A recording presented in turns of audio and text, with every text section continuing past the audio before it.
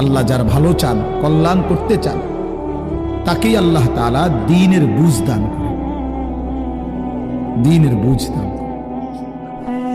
নবীজি বলেন, ইজা আরাদাল্লাহু বিআবদিন খায়রান ইস্তা'মালাহু। আল্লাহ যখন তার কোনো বান্দার ব্যাপারে ভালোর ফয়সালা করে, তো আল্লাহ তাআলা তাকে কাজে লাগান। সাহাবীরা জিজ্ঞেস করছে, কিভাবে কাজে লাগায়?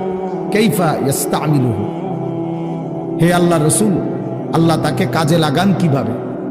তো নবীজি বলেন, ইউওয়াফিকুহু লিআমালিন ক্বাবলাল মাউত। আল্লাহ যাকে ভালো চান তাকে মৃত্যুর আগে আগে নেক আমল করার তৌফিক দান করেন।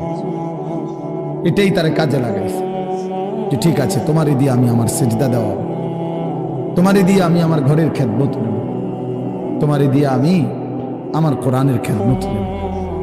আল্লাহ তাকে আমলের তৌফিক দিয়ে থাকেন।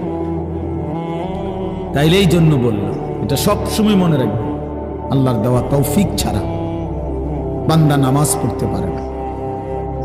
বাত আল্লাহ সবাইকে খাওয়ায়, সেজদা আল্লাহ সবাইকে দিয়ে দেওয়ায় না।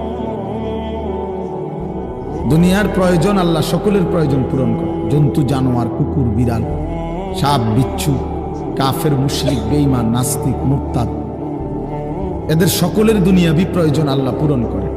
এই খানা পিনা, পেশাব পায়খানা, জরুরত, এগুলো তো আল্লাহ তাআলা জন্তু জানোয়ারেরও পূরণ করে।